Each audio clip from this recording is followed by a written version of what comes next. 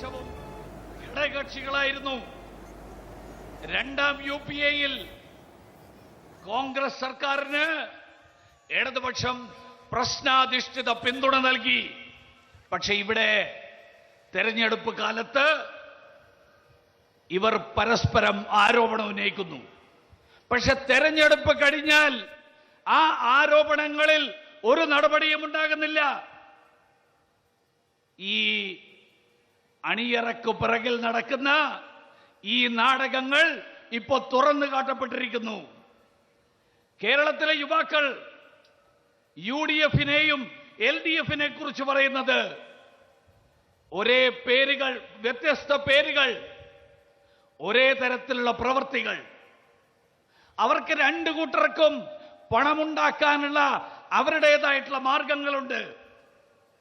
UDF-കാർ സൂര്യന്റെ രശ്മികളെ പോലും വെറുതെ വിട്ടില്ല, അതുപോലും പണമുണ്ടാക്കാൻ വഴിയാക്കി. ഇടതുപക്ഷക്കാരെ കുറിച്ച് പറയുമ്പോ ബൈബിളിനെ കുറിച്ചുള്ള പ്രശസ്തമായിട്ടുള്ള ഒരു സംഭവമുണ്ട്. യൂദാസ് ഏതാനും വെള്ളിക്കാശിന് വേണ്ടിയിട്ട് യേശുക്രിസ്തുവിനെ ഒറ്റുകൊടുത്ത സംഭവം.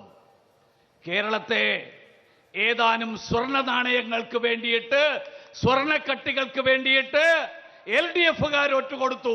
ഇതാണ് ഇവർ രണ്ടുപേരുടെയും സ്ഥിതി. Friends, the politics of our nation has been affected by 5 diseases.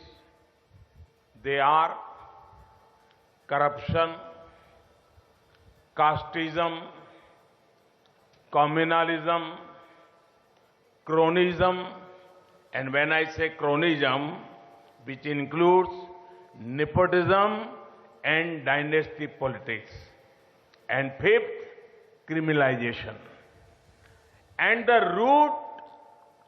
the root cause of this disease is the super disease of vote bank politics. UDF and LDF are masters at such vote bank politics.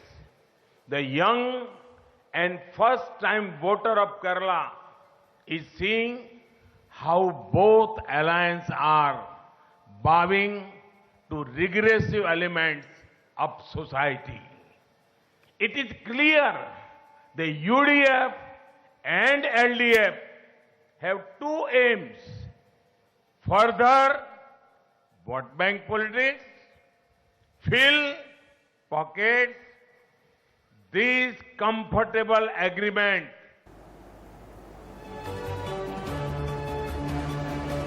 Kerala के पलक्कड़ से आप प्रधानमंत्री नरेंद्र मोदी को सुन रहे थे। कह रहे थे कि बढ़ चढ़कर आप वोटिंग में हिस्सा लीजिएगा और भारी बढ़त के साथ बीजेपी को जिताइएगा। आगे बढ़ते हुए रुक करेंगे पश्चिम बंगाल से जुड़ी बड़ी खबर का, जहां नंदीग्राम में आज चुनाव प्रचार का सुपर शो कह सकते हैं, क्योंकि आज नंदीग्राम में स्टार प्रचारक पहुंचेंगे प्रचार करने के लिए। और आज अमित शाह, मिथुन चक्रवर्ती अब यहाँ शुभेंदु अधिकारी के लिए वोट मांगते हुए नजर आएंगे, जबकि ममता बनर्जी 3 रैलियां करने वाली हैं।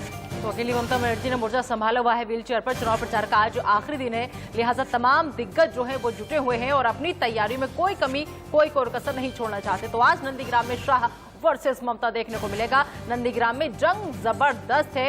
मिथुन चक्रवर्ती भी यहां पहुंचेंगे। बंगाल में दूसरे फेज के प्रचार का आज आखिरी दिन।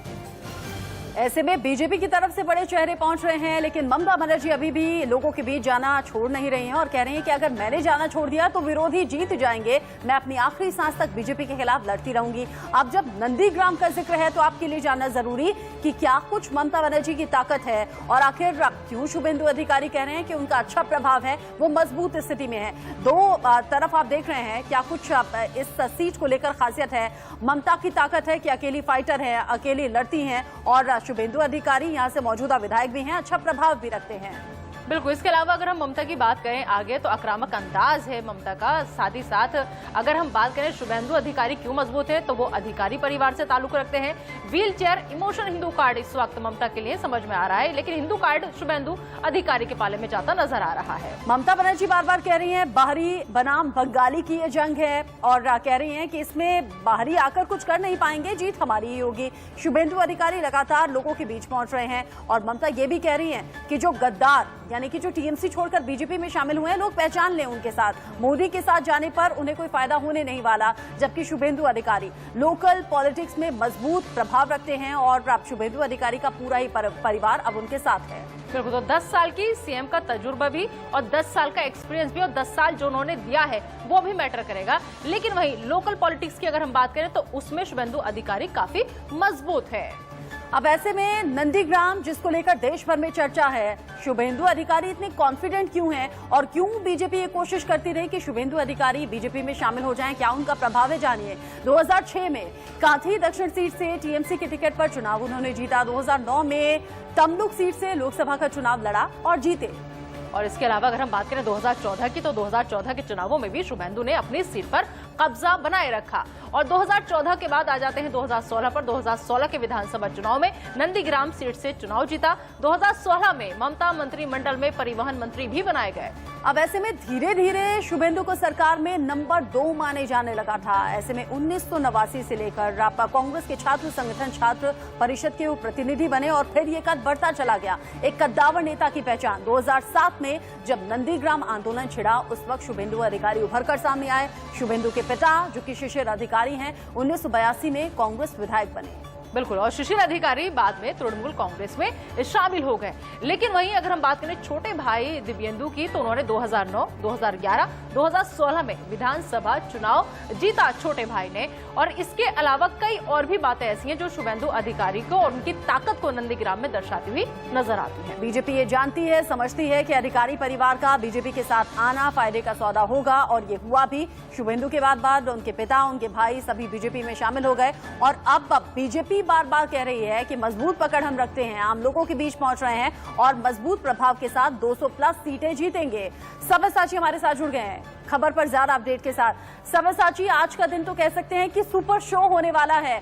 वो नंदीग्राम जिसको लेकर देश भर में चर्चा है, ममता बनर्जी या फिर शुभेंदु अधिकारी, लोगों की पहली पसंद कौन बनता है? आप इसको लेकर आपने लोगों से बात की होगी, आज की तैयारी क्या कुछ है ये भी देखिए।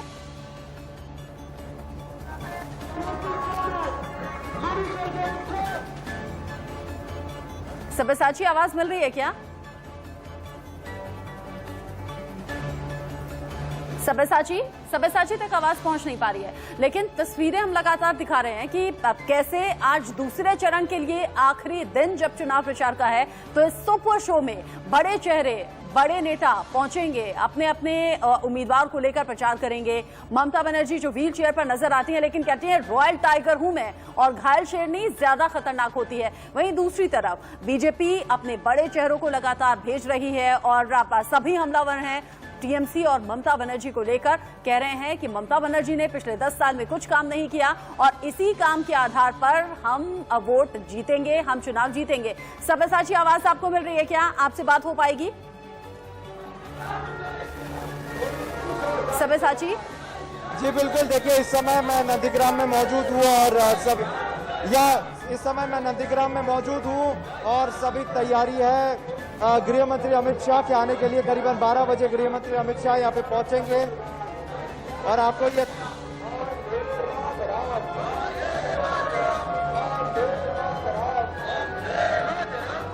ऑडियो पच्चना ना